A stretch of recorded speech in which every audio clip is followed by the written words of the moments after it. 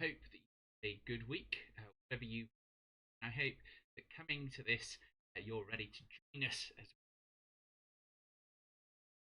Bible study. For those of you just coming across this now streaming across a whole bunch of different platforms, you can watch previous videos over on our YouTube. But don't worry if you haven't seen them. This video is self-contained, so you should be able to follow along without it. If you do want to join in with this study, an unusual turn of events, you should now be able to, if at least you're watching YouTube or on Twitch or even Facebook, you should now be able to join in with the chat. I should, if it works, be able to see your questions, and I'll do my very best to during the video if it's relevant, or at the end if it's something I think needs a bit more. So, without further ado, let us move on. At this week's study, we are looking at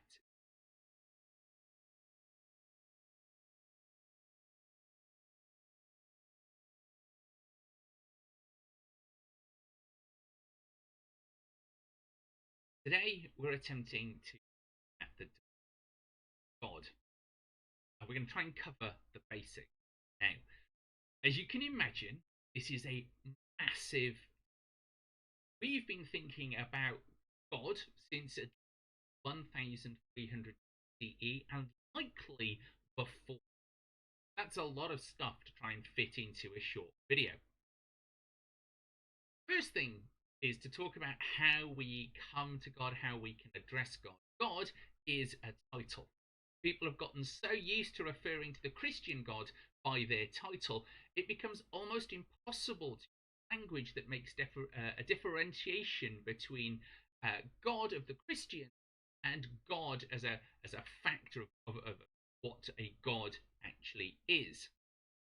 God does have a name. Name is I am that I am what I am, or more commonly, Yahweh. It's made up of the Hebrew letters YH, WH.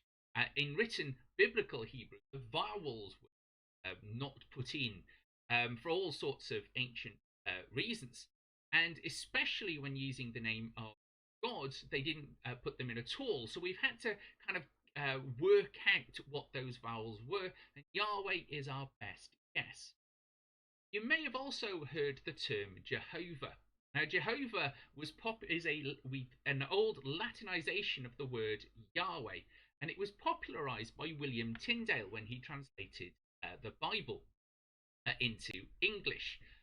And William Tyndale's translation became the basis for a whole bunch of other translations in English and other translations which were translated from English into another language.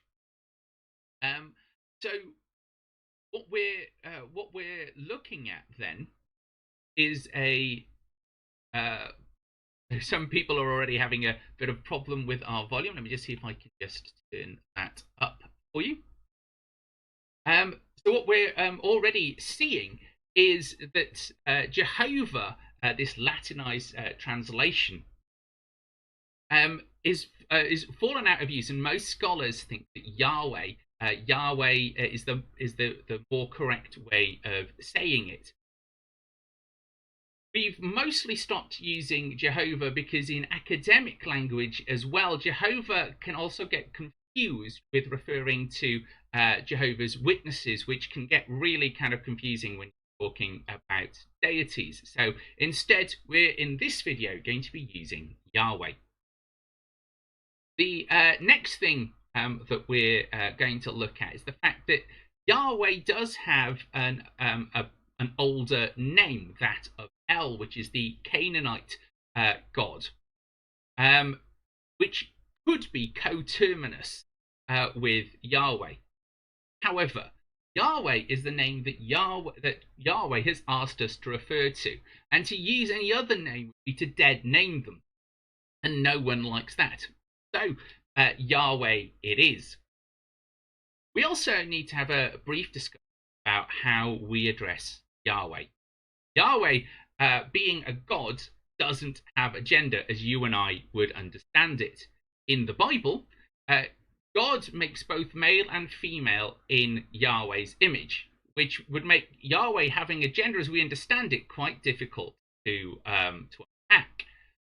Yahweh, I think, would more properly be referred to perhaps by it, because it's beyond the concepts of gender. However, in English, Hebrew, and Greek, using it is not a respectful term, and it's definitely not a respectful way to refer to a god. In all these languages, historic reasons, the masculine he was a socially acceptable way of referring to someone. So Yahweh is often referred to as he. It should also be said that the majority of ways in which God is referred to are using what we might consider to be masculine titles: Father, Lord, and so on. However, thinking of God the Father being the same as God is a male human being really underplays the image and almost denies images of Yahweh as mother, which are also there in the Bible, rare, but also there. So let's take a moment to unpack this, because it really does have an impact on modern theological discussion, especially around ideas of gender and around ideas of sexuality. In ancient Israel, when we see this image originate, it's meant to conjure a loving patriarch, someone who was there to look after everyone and who had the wisdom to guide their family forward. It's an image that arises out of a time when the people that would eventually become the Israelites, they're not quite the Israelites yet, but they will become the Israelites, lived in kind of close family groups, with the oldest person, the patriarch, generally being the one that ensured the safety of the group, laying down the rules of what kept everybody safe. Wasn't always a patriarch. Sometimes it was a matriarch. But they gathered together in these kind of family groups, and it was designed as an image of love and safety. You can also add to some of the confusion the old and rather confused idea that it was men that produced the seed for reproduction, and that seed was implanted into woman. And so we get this idea of creator. It's a very forced image, and one that we know by science is not to be true. And we also see from other ancient civilizations that women were definitely seen as symbols of fertility. So it's a very confused image that is kind of snuck into our understanding. If we begin to push these images too far, then it begins to break down.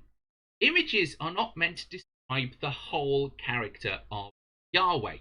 So, for example, Father, as God, so Father Yahweh, is not the whole of the character of Yahweh. The nurturing parenting aspects of father and mother begin to get some way, but not the whole way, to understanding the whole truth. So we need to remember that these images of God do not link with a sexual identification of a deity. Deities don't necessarily have sexual organs. And the Old Testament absolutely denies a sexual connection with God as a sexual being is absent from the Old Testament. So while some ancient reason might have suggested it as a valid image of Scripture, modern reason suggests that it isn't.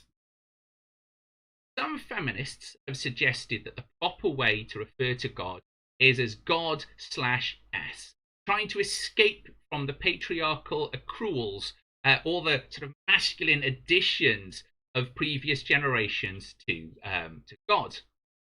I would, however, argue that the discourse in language and gender-neutral pronouns requires no such thing. So to refer to Yahweh, it would be entirely proper to refer to Yahweh as they or as them. This allows us to continue with proper images of God as father and God as mother, and to be applied rightly to somebody that is beyond gender. Let me see if I can clarify this from the Catechism of the Catholic Church in 1994. It puts it perhaps better than I can. We ought to recall God transcends the human distinction between the sexes. He is neither man nor woman. He is God. He also transcends human fatherhood and motherhood, although he is their origin and standard. No one is father as God is father. While they couldn't quite get away from using the moniker he for Yahweh, but you can see how modern theology is moving towards a deeper understanding of divine nature. Now we know how to talk about Yahweh. We need to think about some of the additional ways in which these things are applied to God. So Yahweh is thought to be omniscient, omnipresent, and all-powerful. They are also described as unchanging and personal and the first cause. Let's unpack those so that you kind of get an idea of what we're talking about. Omniscient means all-knowing. It simply means that God knows everything that there is to know. Omnipresent means that they are everywhere all at the same time. So there is nowhere that anyone can be that is too far from God. This is one of the big themes that we see in Psalms. And here's an extract from Psalm 139, which kind of gives you an idea. Psalmist writes, "Where can I go from your spirit? Where can I flee from your presence? If I go up to the heavens, you are there. If I make my bed in the depths, you are there. If I rise on wings of the dawn, if I settle on the far side of the sea, even there your hand will guide me. Your right hand will hold me. If I say, surely the darkness will hide me, and the light becomes night around me, even the darkness will not be dark to you. The night will shine like the day. The darkness is as light to you." So you kind of get the idea that there is nowhere that you can hide. There is no mountain high enough. There is no valley low enough to keep you from Yahweh, to steal from Sister Act's reskinning of that rather famous song. All powerful, I think, is a bit self-explanatory. They are completely powerful, in charge with enough power to do everything. Unchanging means that Yahweh is often thought of unchanging. They are the same today as they are tomorrow, as they were yesterday. First cause. Everything begins with Yahweh. Universe came into being with them, and the universe will come to an end with them, whenever that may be. They are the first movers, the first act of all creation. Their thinking, their speaking brings all of being into life itself. They created the universe, the earth, and life itself. Hey, that's our brief introduction. So now let's go and dig into what these things mean. Before we do that, as you begin looking at these big statements about Yahweh, you're going to really quickly notice that there is an unanswered question in them. And that question is the question of suffering. If Yahweh is all-powerful, all-knowing, and present everywhere, why does Yahweh allow suffering? This problem of evil is also known as theodicy. It is one of the most complex questions in theology, so I'm not going to be able to answer it in this short video.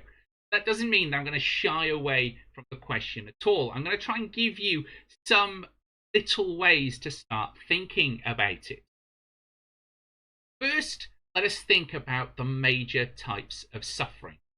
There is suffering that we do to ourselves. Mental anguish, results of poor choices and mistakes. I'm not talking here about mental health problems. However, a lot of mental health problems could be eased by better funding into services that help the people that suffer. However, we'd rather keep our money to ourselves rather than share it with those that are less fortunate. We don't want to pay our taxes because that goes to other people. We rather see our money as belonging to us. Even taxes that go to support communal effort. You can see that in the politics pretty much everywhere around the world. The moment that somebody says, let's raise taxes, there is a massive public outcry because we're thinking about ourselves and not how that money is going to help us collectively. Most of the suffering that we as humans know about is linked to poverty. People being forced to live in inhospitable areas, on floodplains or places where there are earthquakes or volcanoes. Traditional peoples who would normally be nomadic and avoid times of drought and famine have been stopped doing so by what people call progress, which is really a thinly veiled excuse for greedy people to make money. When we start looking at the amount of poverty, we know instantly that that is not Yahweh's plan.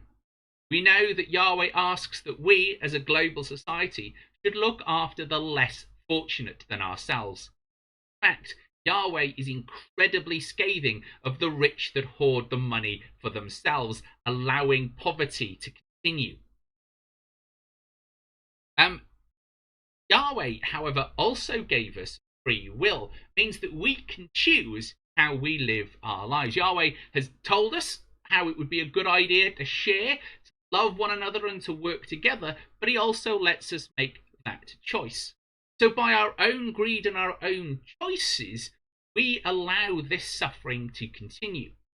Even when we begin to look at some natural disasters, and we can see that there have been warnings of those natural disasters. People continue to build where there are earthquakes, and we know that they're going to happen again, and yet people build there. There are places which are even named, like Tornado Alley, where we know tornadoes naturally occur, and people continue to live there. People continue to live there because getting out and moving somewhere else is expensive. It costs money, which means that people are forced to place themselves in danger of suffering because of other people. We're also quite obsessed with stuff and things, which means that moving away and leaving the things that we know is quite difficult for us to do as humans. So you begin to see how a lot of this suffering really revolves around our own greed and our own tendency to ignore the signs and the warnings that are there. Of course, I don't mean individual greed, I mean us as a society, our tendency to not be willing to enable people to live better lives. There are, of course, still questions of suffering still answer. Why cancer? Why bugs that kill? Why even COVID-19? Begin to explore a possible answer to those questions is beyond these videos, and I'm not really sure that I have an answer. Sometimes in questions of theology, we still don't know. It's why we keep looking and why we keep hunting for answers. What I can say is that I know from other things about God is that God is with us in that suffering, helping us and supporting us through the suffering, which is not always a comfort at that time of suffering. With that out of the way, let us go on to look at first cause. Christians believe that God created the universe. I've mentioned in the video looking at the Enlightenment, which you can see over on our YouTube channel. This doesn't mean that Christians necessarily believe in seven-day creation as laid out in the Bible. We see that as being a story with a deeper truth about Yahweh's hand in creating everything. The methods Yahweh chose are the complex methods of natural selection. We also here touch on the differences between natural philosophy, that is, the idea that God can be understood through the world, and theology. While we know that the biological processes that made humans, that made me, we know them, and we hold still to the idea that despite the fact we know the biological processes, Yahweh still made us in their image, that we are fearfully and wonderfully made by them. In theology, these two processes of natural theology and natural philosophy and theology can interact, separate in form but not distinct. That is, we know humans are made by the biological process of reproduction, But there is a spiritual element in there in which Yahweh takes a hand in some way in our formation. Next, let us look at unchanging. You'd think that this would be a pretty uncontroversial statement, but it's not quite as simple as that. We know from the Bible that the Yahweh changes their mind. We see in stories of the Bible, perhaps most notably in Abraham and Sodom in Genesis 18, verses 16 to 33. The story begins with Yahweh looking to destroy Sodom because the outcry against Sodom has been so great. But Abraham stands in front of God and says, "Look, Lord, please forgive me, but by destroying Sodom completely, you're going to destroy the righteous with the unrighteous, that is, the good people with the bad people. Would you destroy the city if there are 50 righteous people in there?" Yahweh says, "No, you're right, I won't destroy them for the sake of 50 righteous."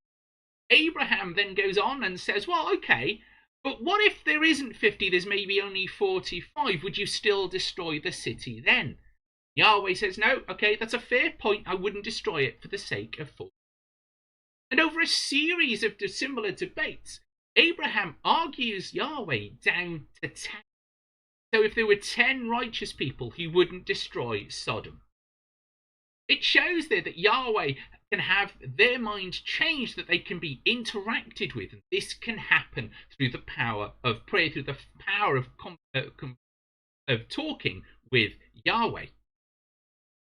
But there is also other ways in which Yahweh can have their mind. We know that to truly love someone is to have yourself changed in response to them.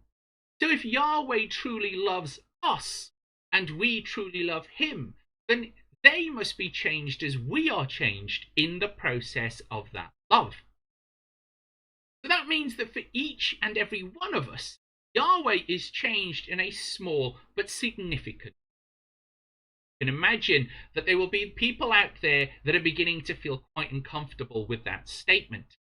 Where does this leave us with the idea of an unchanging Yahweh? Yahweh has not changed what they are. They remain God. Their true being remains the same. They are compassionate, loving, giving, just. They remain unchanged in the very nature, the stuff of their being.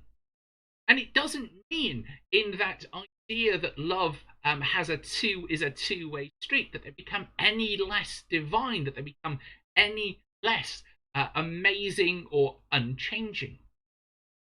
So we've covered a lot in this short video. You've had a lot of information kind of thrown at you, but we're going to cover one final thing, which is personal. As Yahweh is everywhere, they are near you right now. Yahweh is a deity that cares intimately about how you're doing. For Yahweh to love implies that they care and they want the best for us. So whatever else we've learned about Yahweh today, we know that through it all, Yahweh cares about the individual, about you, and about me. Hopefully, that will give you a good introduction to Yahweh, of who and what Yahweh is, and some of the major aspects of Yahweh. Remember that each of these aspects are like a paper cup pyramid. If you can remember that analogy, if we look at this first paper cup at the top of a pyramid, we can understand it. But as we begin to explore it, we take it off and realize that it's standing on two other paper cups, two other ideas about Yahweh. And as we take those off, we discover four more. And these go down and down as we go back through the years of thousands of years of people thinking about and trying to understand the nature of Yahweh. All of these things are not distinct ideas of Yahweh. They all work together to form a better picture of who Yahweh is and what they are like as God. This doesn't mean that this is a complete picture. There are still more things to know about Yahweh, but that is going to be found out as we go through our other videos. I hope that this has made sense, and if you've got any questions, please do send them to me either in the chat or over on Facebook. I hope that you've enjoyed this session. Thank you very much for joining us. We've come to the end of our Bible study. I'm sorry if you've had sound issues through this, and I hope that you'll forgive me as I try to get used to this new way of streaming and streaming out to more. Remember that these videos are shown by the Hafod family of churches. We are part of the church in Wales, and we exist entirely on donations. So if you are so minded, and only if you are and you'd like to support not just the work of these videos, but also our charitable work, reaching out to the old people, to the frail, the infirm, the lonely, helping to support food banks, looking to make sure during this time of pandemic that there are people who are unable to reach their families, that are being looked after, having food brought to them. All of these things are work of the Hafod family and of the Offa mission area of which we are a part.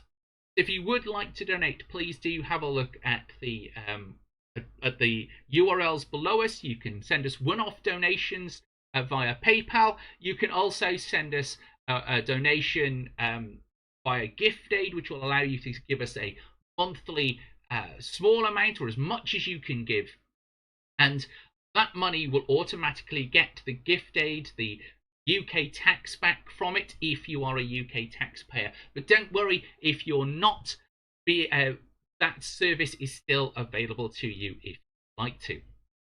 I also hope that you will join us for our other services. And at 10:30 on Thursday we have a service entirely in Welsh, and on Sunday morning at 10 we have our morning worship. For more information about all of that, please see our Twitter, our Facebook, or of course over on our website. Thank you for joining us. Stay home, stay safe, and go with God. Amen.